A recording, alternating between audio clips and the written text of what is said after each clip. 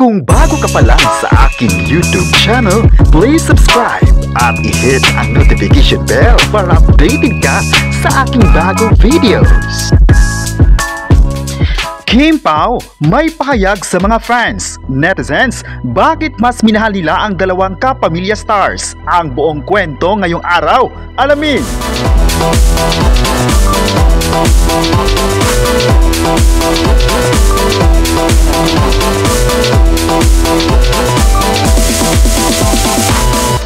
Umami na nga sa publiko ang dalawang kapamilya stars o mas kilala bilang Kim Pao na pasabog kung pasabog nga ang mga aabangan ng mga viewers sa The Alibay.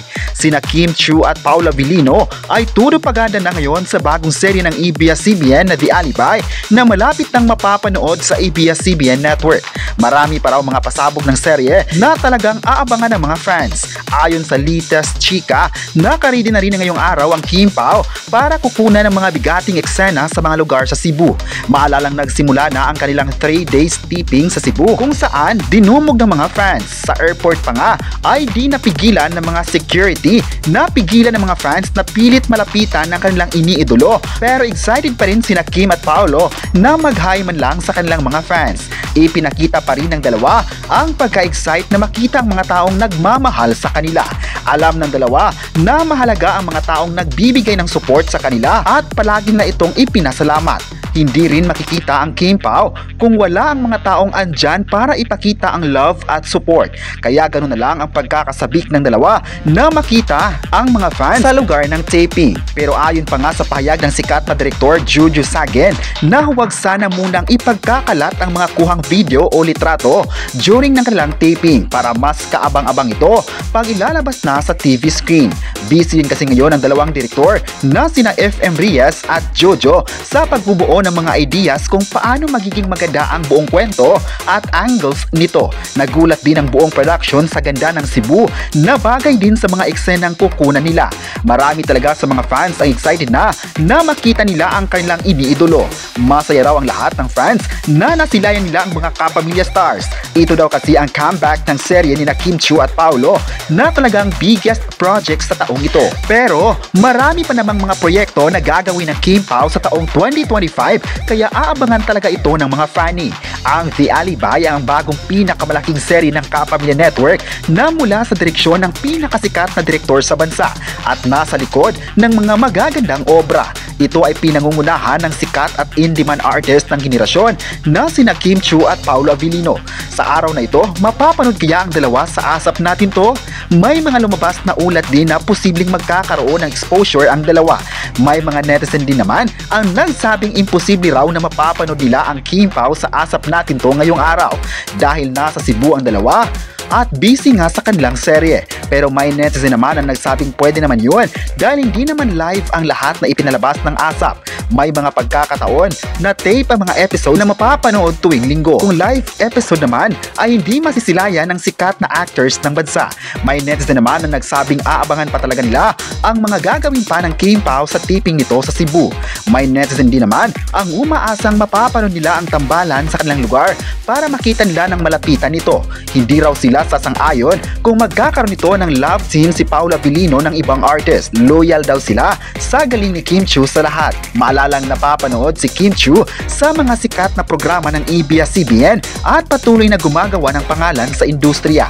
Si Kim Chiu raw ay halimbawa ng isang fighter dahil sa kabila ng mga challenges bilang artist ay nananatili pa rin itong lumalaban para ipakita niya ang galing sa buong mundo. Pinatunayan niya ang galing sa acting at hosting sa ilang mga projects under ABS-CBN at namangha ang lahat ng fans.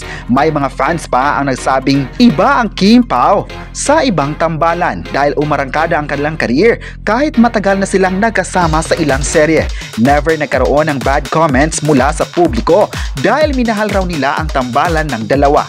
May netizen naman ang nagsabing sa taong 2025 is the year of success talaga ng Kim Pao dahil sunod-sunod ang kanilang exposures. Deserve raw ng dalawa na magkakaroon ng stint sa showbiz dahil na rin sa gusto ng mga fans ito. Marami sa mga taong sumusuporta sa kanila ay sulit Kim Pao, mabata man o matatanda. Wala raw pinipili na edad ang nagbibigay support ni Kim Chiu at Paolo Abilino. Kaya sa bagong seryeng The Alibay, ang lahat ng mga taong ay nakasuporta na para sa bagong serye nila. Mahalaga raw kina Kim Chiu at Paolo Avellino ang love na ipinakita ng tao sa kanila, lalong-lalo na sa bagong serye nila. May fans naman na nagpapasalamat sa ABS-CBN dahil tinupad nito ang matagal na hiling nila na magkakaroon ng bagong projects ang Kim Pao sa Kapamilya Network. Hindi na masukat ang kaligayahan ng fans at mas ipakita pa nila ang support. Mas lalo silang ma-excite kung ilalabas na ng ABS-CBN ang serye sa TV screen dahil marami raw mga bigating stars ng ABS-CBN sa serye na ito. Sa kabilang banda naman, marami ang masaya sa mga nakuhang awards ng Kim Pao sa taong 2025. Maalala ngayong taon, binigyan ng parangal sina Kim Chiu at Paolo Avellino bilang Best Actor at Actress of the Year. Wagi din ang kanilang love team bilang Most Popular Love Team ng bansa. Marami sa mga fans ang proud sa ipinakitang galing ng dalawang kapamilya sa acting na siyang dahilan na kikilalanin sila ng madla.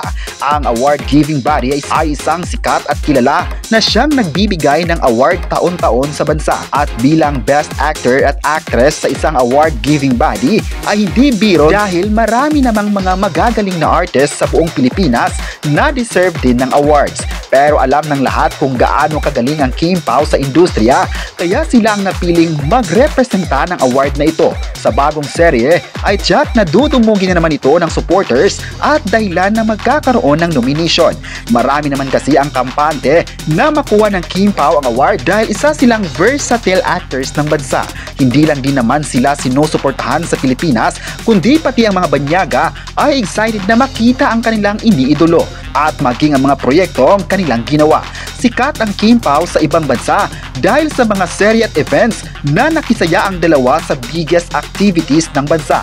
Sa August nga ay mas kaabang-abang ang mga magaganap dahil pupunta ang Kim Pao sa ASAP, England para magpasaya sa lahat ng mga fans doon. Mag-perform ang dalawa sa Birmingham at kakanta ng mga nakakakilig na pasabog sa entablado. Handa na talaga ang lahat, lalong-lalo na sina Kim at Paolo sa ASAP Natin To England, kaya aabangan na lang sila mga kapresko.